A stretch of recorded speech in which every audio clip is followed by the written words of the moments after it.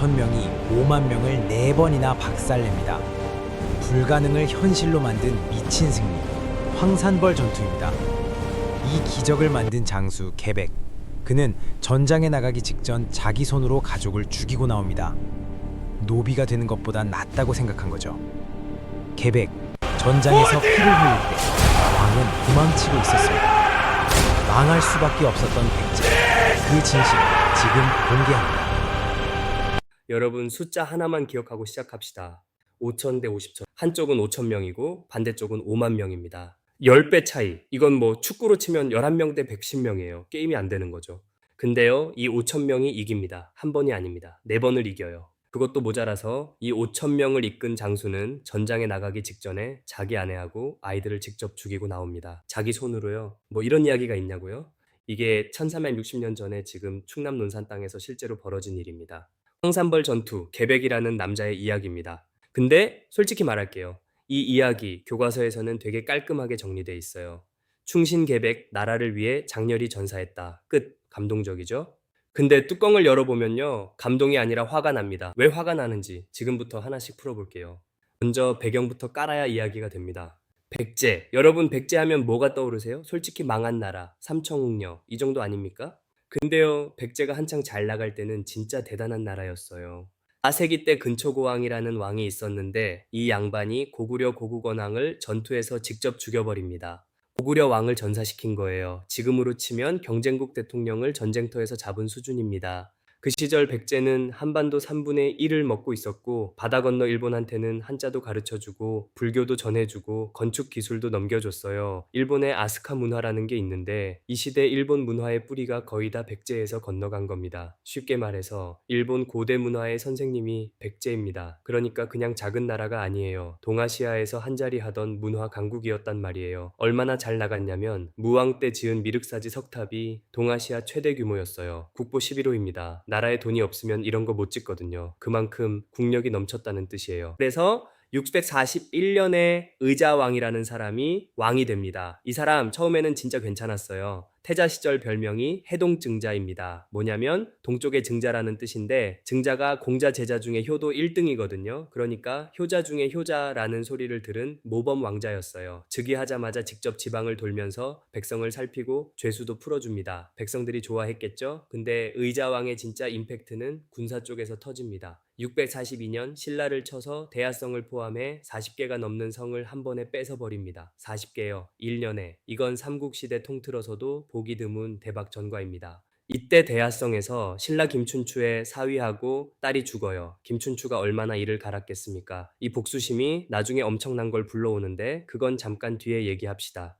어쨌든 이 시점에서 백제는 완전 승승장구예요. 의자왕은 자신만만했을 겁니다. 신라는 끝났다. 고구려가 뒤를 봐주니까 당나라가 감히 바다를 건너오겠어? 여기까지는 좋았습니다. 의자왕 치세 전반기, 그러니까 즉위 후 15년간은 진짜 잘했어요. 군사적 성과도 좋고 고구려와 동맹도 단단하고 신라는 쫄아서 당나라한테 구원 요청을 할 지경이었으니까요. 의자왕은 이때 확신했을 겁니다. 우리가 이기고 있다. 이 판은 우리 거다. 자만이었습니다. 근데요, 여기서부터 의자왕이 삽질을 시작합니다. 그것도 아주 크게.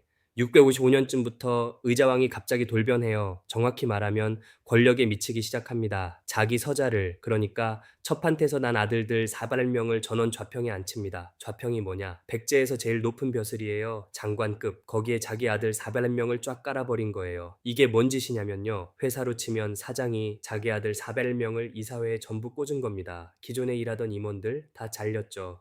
당연히 기존 귀족들은 난리가 났습니다. 근데 의자왕은 막무가내예요. 반대하는 사람 쳐냅니다.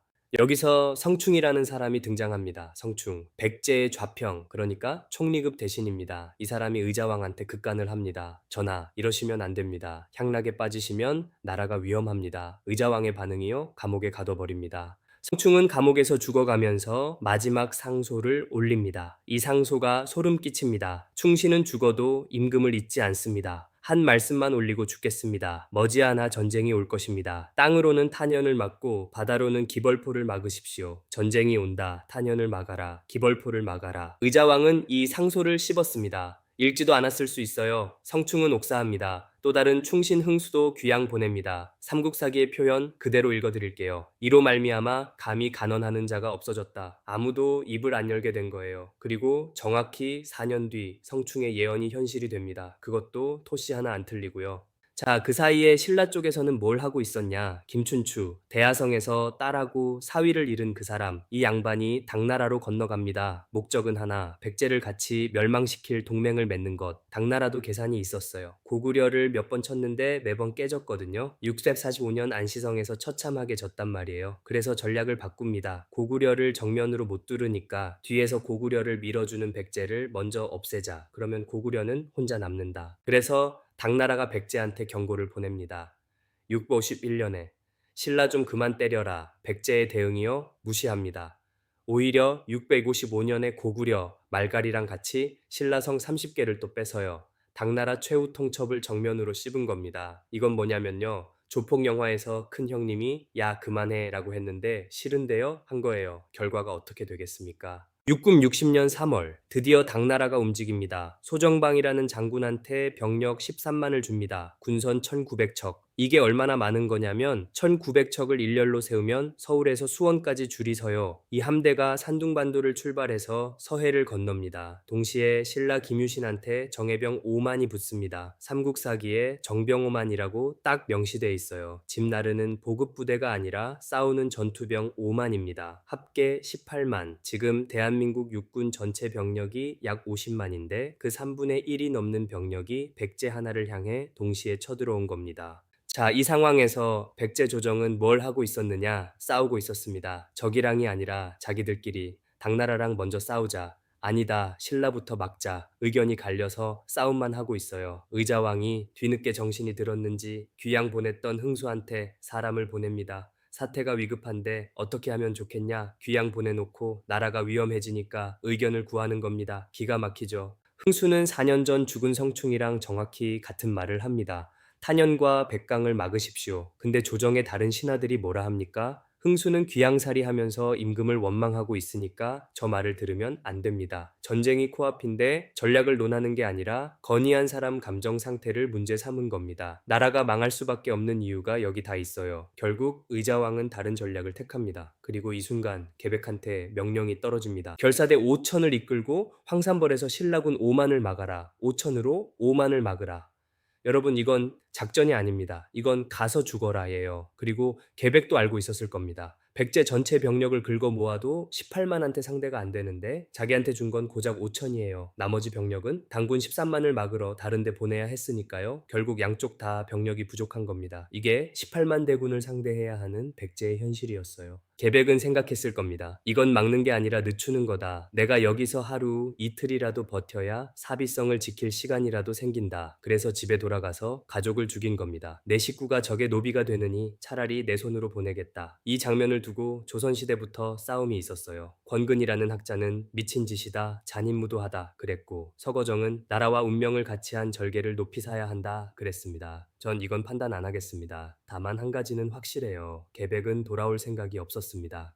6김 60년 음력 7월 9일 계백의 5천 결사대가 황산벌에 먼저 도착합니다. 황산벌, 지금 논산시 연산면입니다. 이름은 벌판인데 실제로는 구릉하고 좁은 길목이 있는 지형이에요. 대군이 한꺼번에 확 펼쳐서 싸우기 어려운 곳입니다. 계백이 이걸 읽었어요. 세 곳의 진영을 딱 깔아놓고 병사들한테 이렇게 말합니다. 옛날 구천은 5천으로 오나라 70만을 깨뜨렸다. 오늘 각자 힘써 싸워 나라의 은혜를 갚자. 70만을 5천으로 이긴 사례를 든 거예요. 병사들 눈에 불이 들어왔겠죠. 이미 다 죽기로 작정한 사람들입니다. 돌아갈 곳이 없어요. 장수가 자기 가족까지 죽이고 나왔는데 병사들이라고 다르겠습니까? 곧이어 김유신의 5만 대군이 도착합니다. 여기서부터 소름 끼치는 일이 벌어집니다. 첫 번째 전투, 신라군이 밀려옵니다. 5만이에요. 땅이 울릴 정도의 대군이죠. 근데 결사대 5천이 이걸 막아냅니다. 좁은 길목에서 미친 듯이 싸웠어요. 신라군 패토에. 두 번째, 신라가 다시 옵니다. 이번엔 좀 더 세게 밀어붙였겠죠. 근데 또 막힙니다. 또 패토에. 세 번째, 지금쯤 신라군 장수들 사이에서 동요가 시작됐을 겁니다. 이거 뭐야? 고작 5천인데 왜 못 뚫어? 근데 또 밀립니다. 네 번째, 또 집니다. 사전사승. 이게 실화입니다. 삼국사기 표현 그대로 읽어드릴게요. 백제군 한 사람이 1000명을 당해내지 못하는 자가 없었다. 김유신 입장에서 한번 생각해보세요. 나한테 5만이 있고 저쪽은 5천이에요. 수학적으로 질 수가 없는 싸움인데 4번을 졌어요. 소정방이랑 내일 사비성에서 만나기로 했는데 여기서 발이 묶였어요. 늦으면 군법 회의감입니다. 이 압박감이 장난이 아니었을 거예요. 어떻게 이게 가능했을까요? 첫째, 죽을 까고요. 이거 그냥 정신력 드립이 아닙니다. 전쟁사를 보면 퇴로가 없는 군대는 진짜 무섭습니다. 테르모필레 전투에서 300명의 스파르타군이 페르시아 수만 대군을 막은 것도 같은 원리예요. 둘째, 지형. 좁은 길목에서 싸우면 숫자가 의미 없어져요. 한 번에 부딪히는 병력 수가 비슷해지니까요. 10배의 수적 우세가 무력화되는 거예요. 셋째, 그리고 이게 중요한데 신라군의 방심입니다. 5만 대 5천이니까 당연히 이긴다고 생각했을 거예요. 그 안일함이 4번의 패배를 부른 겁니다. 자, 이렇게 4번을 지고 나니까 신라군이 동요하기 시작합니다. 김유신도 조급해져요. 소정방이랑 7월 10일에 사비성에서 만나기로 했는데 황산벌에서 발이 묶인 거거든요. 약속에 늦으면 소정방이 뭐라 할지 이것도 부담이었을 겁니다. 바로 이때 한 소년이 나섭니다. 관창, 16살 화랑입니다. 여러분 16이면 지금 고등학교 1학년이에요. 관창의 아버지 품일이 아들을 말 앞에 세우고 장수들 앞에서 이렇게 말합니다. 내 아들이 겨우 16이지만 의지와 기백이 용감하니 오늘 3군의 모범이 되리라. 아버지가 16살 아들을 적진에 보내는 겁니다. 360년 전이지만 이건 지금 들어도 심장이 쿵합니다. 관창이 적진으로 돌격합니다. 근데 잡혀요. 16살짜리가 말 타고 혼자 들어오는데 백제 병사들이 잡았겠죠. 자, 여기서 계백이 놀라운 행동을 합니다. 살려보냅니다. 적의 장수 아들을요. 전쟁 중에요. 나이가 어리고 의기가 가상해서 차마 해치지 못했다고 삼국사기는 기록하고 있습니다. 잠깐 이 장면 좀 생각해 봅시다. 계백은 몇 시간 전에 자기 아이를 죽인 사람입니다. 그 사람이 적장의 어린 아들을 보고 차마 못 죽인 거예요. 자기 아이 얼굴이 겹쳐 보이지 않았을까요? 기록에는 없지만 저는 그렇게 생각합니다. 이 한 장면에 계백이라는 인간의 모든 게 담겨 있어요. 어쨌든 이 관용이 계백을 죽입니다. 관창은 돌아갔다가 다시 돌격해요. 두 번째입니다. 16살이 또 적진으로 달려가요. 이번에는 잡혀서 목이 잘립니다. 관창에 잘린 머리가 말 한 장에 매달려서 신라군 진영에 돌아옵니다. 피가 뚝뚝 떨어지는 16살의 머리. 이 순간 모든 게 뒤집힙니다. 16살 소년의 잘린 머리. 신라 병사들 사이에 분노가 폭발합니다. 어린애도 저렇게 싸우는데 우리가 물러서 관창 이전에 방울이라는 화랑도 돌격해서 전사했어요. 어린 화랑 2명의 목숨이 5만 대군의 심리를 통째로 바꿔놓은 겁니다.